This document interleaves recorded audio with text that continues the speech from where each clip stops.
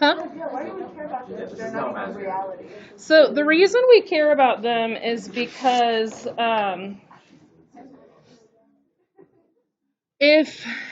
when we work with problems, what mathematicians were realizing is that when they were working with problems, if they got the square root of a negative, they had to stop. They had to go, oh, that's not real, I can't do anything.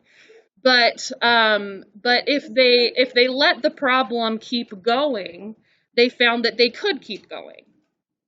So what you guys realized yesterday is that if we had a way to work with the I, we didn't have to stop with the problem. We could actually keep going. Did you guys notice that? When we had an I to work with, we didn't have to stop there. We could keep going with the problem. So you'd rather stop there because you're not mathematicians and you would prefer to be lazy, which is fine. I'm not judging you for that. But mathematicians don't want to be lazy. If they can keep working with the problem, that's what they'd like to do. So the reason that they want to be able to keep going is they don't want to come to, if they're coming in a problem and they get the square root of a negative, they don't want to stop with the brick wall. They want to be able to keep going if they can. And so that's what they decided to do, is figure out some way that they could work with those problems as opposed to say, oh, we've got a brick wall, let's stop here. That's basically what the purpose was. So in our unit so far, we've learned 3 methods for solving quadratic equations. We've learned how to factor, we've learned how to use the quadratic formula, and we've learned how to solve taking square roots. We've learned that imaginary solutions happen when you take the square root of a negative number. So that means that when we talk today about solving with imaginary solutions, the only type of solving quadratics that do not have imaginary solutions are factoring, because factoring do not involve square rooting something. Does that make sense? When you use the quadratic formula, you square root something. When you solve by taking square roots, you square root something, because that's literally in what it's called. Solve by taking square roots, you're square rooting something.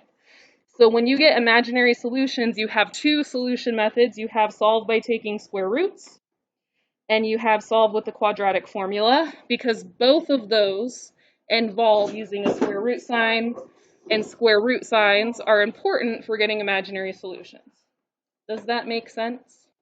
Okay, so just a reminder, at the top of our paper, we're going to write that the square root of -1 equals I, and that -1 equals I squared. Those are the 2 things that are super important. We never forget those. We're going to remember that this year. We're going to remember that next year.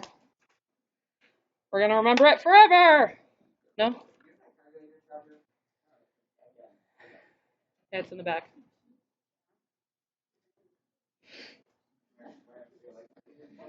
All right. So when we do the problems, you can't just go looking behind my desk, man. You can leave it nicely on my desk, and then when I go back there, I'll charge it for you. There you go. Okay. Yeah, that's actually a good point. We are going to need calculators today, so go ahead and grab one. So trade me some keys, trade me.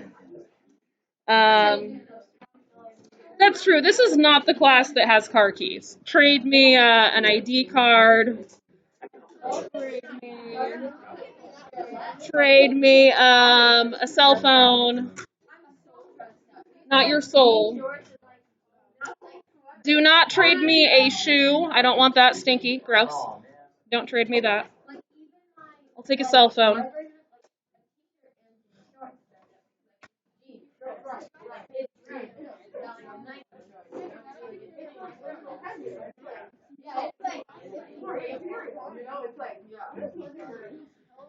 All right.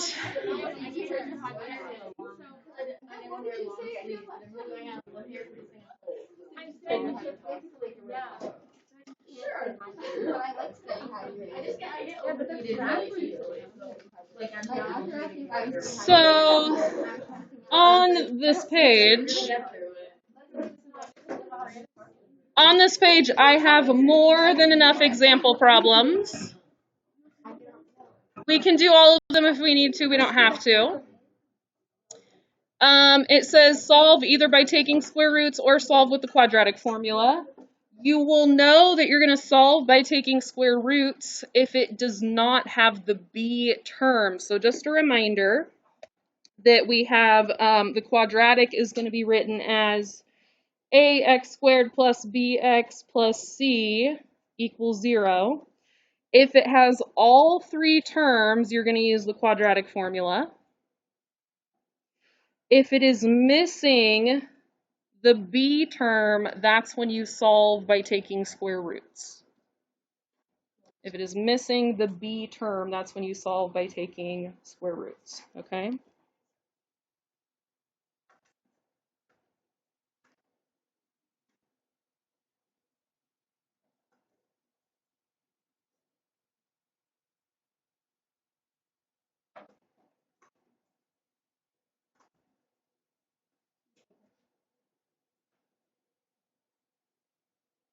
Now, technically, the quadratic formula works every single time.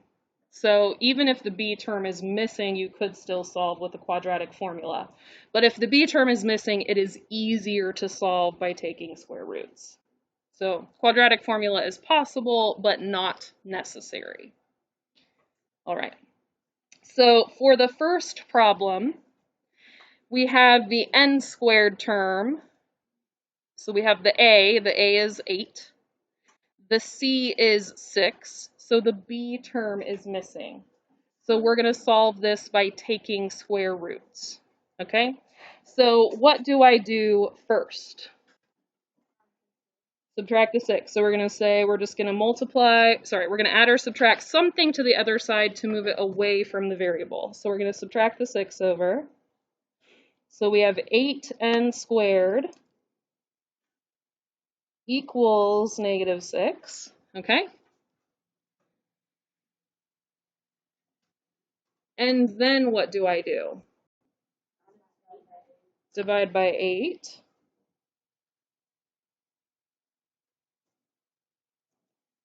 So I have n squared equals negative 6 over 8.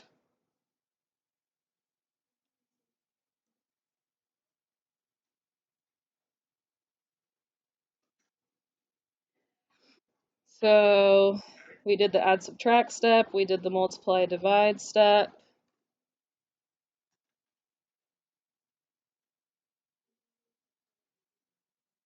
Negative 6 over 8 can be simplified. How do you simplify that? Negative 3 over 4. Okay, so negative 6 and 8 are both divisible by 2. So we have n squared equals negative 3 over 4. And then what happens from there? You square root. So we have an exponent we could get rid of, and we get rid of it by square rooting. Now, when you square root, what should you put in front of this? Plus or minus. So we got plus or minus the square root of negative 3/4.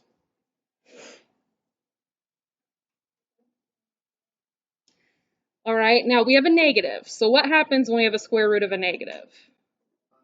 An I. And we have to split the square root for the top and the bottom. So I'm going to say n equals plus or minus, and I'm going to say the square root of negative 3 over the square root of 4. The negative 3 becomes a positive 3, and I'm going to stick an I in the front. And then what happens, so the square root of 3 is just square root of 3. Nothing happens there. But what happens to the square root of 4? 2. So our final answer is going to be n equals plus or minus. And what should I write? I square root 3 over 2. It's a very funky answer, but it's the right one. Okay.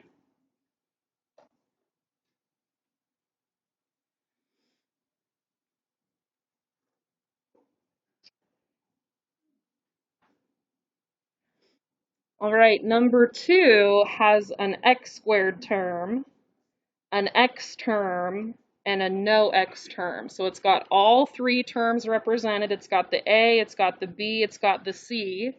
So what is going to be our method for solving number 2? Quadratic formula, we have no other option. Has to be quadratic formula. So what does it have to equal before we start doing the quadratic formula? It's got to equal 0. We have learned that it's easiest to have the x squared term be positive. We could subtract it over and have it be negative 3x squared if we want, but it's a little bit more difficult if we do that. So I'm going to go ahead and subtract the 2x over and add the 8 over. And I'm going to make it a positive 3x squared just because it'll make my life a little bit easier in the long run. So positive 3x squared minus 2x plus 8 equals 0. So I'm making sure that I'm putting it in the correct order, the x squared first, then the x, then the no x. Do I need to write the quadratic formula down on the page? You guys got it memorized? All right. So what should I write first? Okay, plus minus. Plus the square root of negative 2 squared minus 4. So negative 2 is in parentheses because we're not killing a baby otter. No baby otters are dying today. Negative 2 squared minus 4.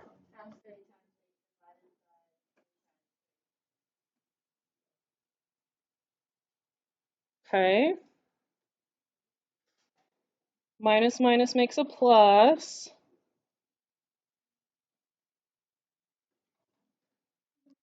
Making sure I put that negative 2 in parentheses. I'm not killing baby otters on my calculator either. And what do you guys get underneath the square root sign? Negative 92. All right, with the 92, do you guys want to look for a perfect square or do you guys want to do a factor tree? Perfect square. So I'm going to do, in here I'm going to do 92 or negative 92, it doesn't really matter. Negative 92 divided by x. And I'm going to do second graph. I can see 4 and 23, and 23 is prime, so 4 is the biggest perfect square. Perfect. Perfect. I like it. Okay. So we've got 2 plus or minus, and we've got, how do you guys want to handle the I? Should we just put the I out there? What should we do? Outside, so I'm going to do I, and then root 4, and then root 23. Are we comfortable with that? Okay. So 92 I just rewrote as root 4 and root 23. And then how should I be rewriting that? Okay. So 2 plus or minus 2I root 23 over 6. Okay. And then I can't touch the 23 because I already simplified that. But what can I do with the 2 and the 2 and the 6? I can divide all of them by 2 as long as I do all of them. If I don't do all of them, I'm killing a puppy. We don't want to kill puppies, okay? Because we are not terrible people. Terrible people kill puppies. We are not Cruella de Vil. You know what I'm saying? 1, 1.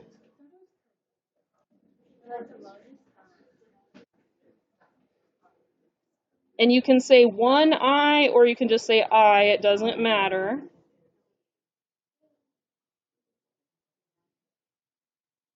There's the answer.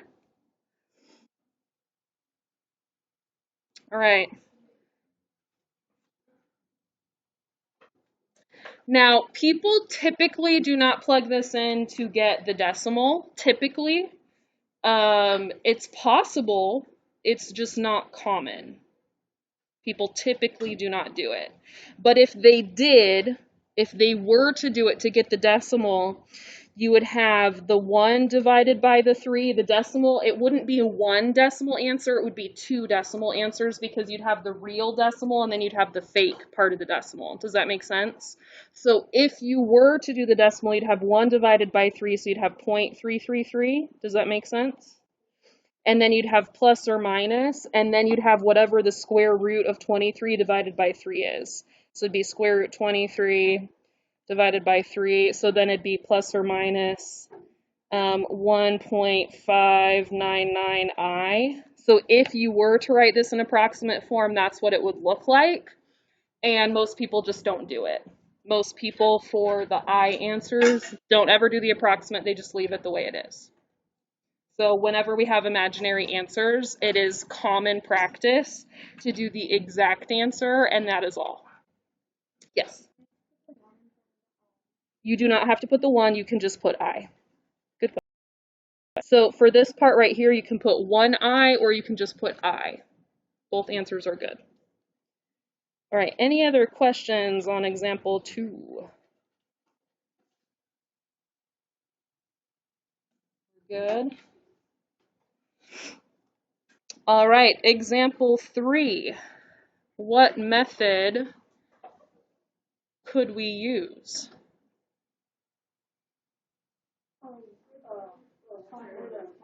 Taking square root. So we could use quadratic formula, it always works.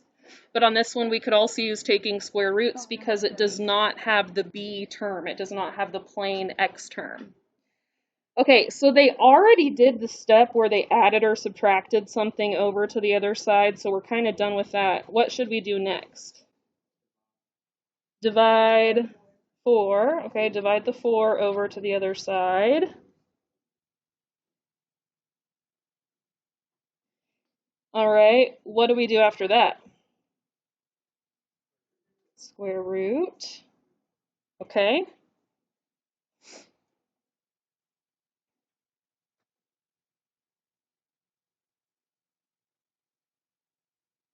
So what should we be writing?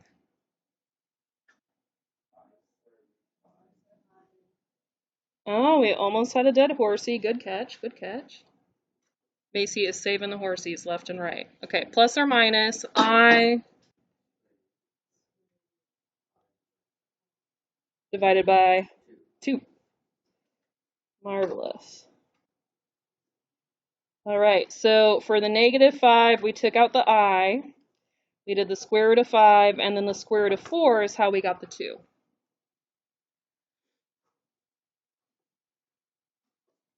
Perfect.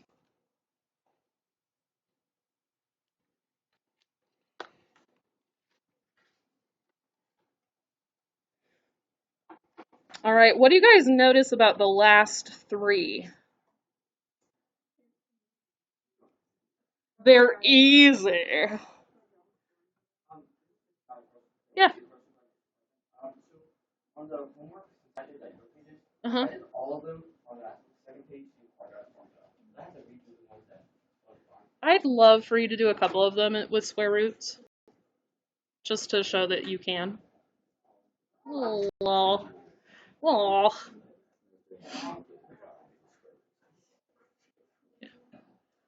All right. So what method do we have to use on 4, 5, and 6?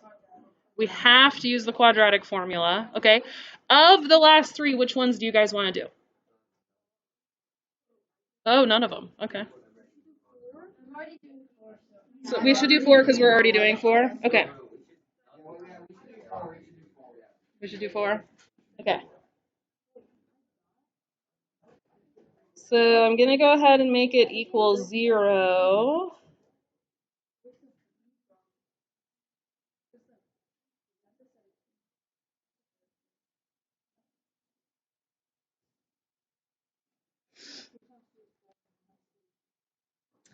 So what should I be writing?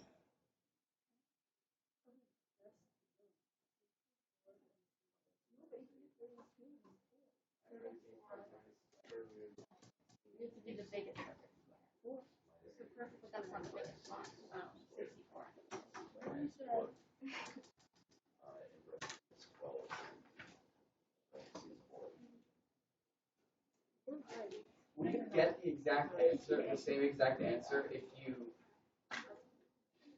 change the formula, or would it look different? What do you mean if you change the formula? Like, because I was just doing one of the ones on the homework thing, and square root, and I got a different answer, I'm pretty sure, from what I actually ended up. What do you mean change the formula though? Right, well, never. You'll get the same answer, yeah.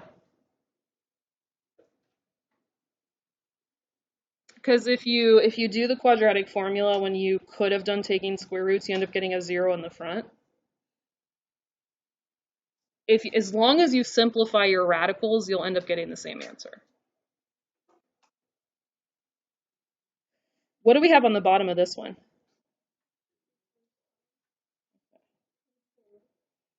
So we got 8 plus or minus the square root of something over 24. And then we're making sure when we plug it into our calculator that we don't kill any baby otters.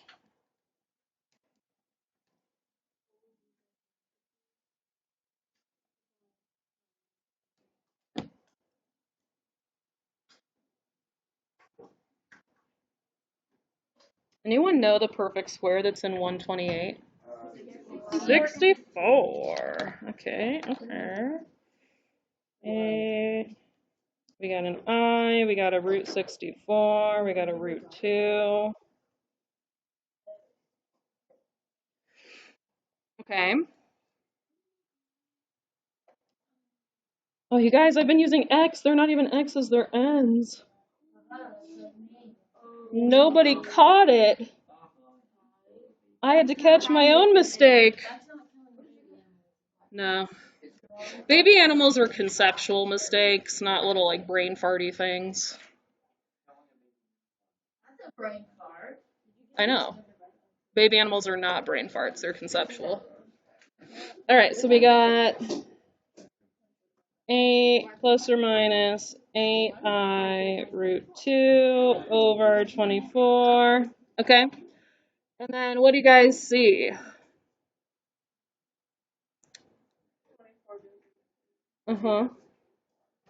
So all these can be reduced. So we can divide by 8. So we got 1 plus or minus I root 2 over 3.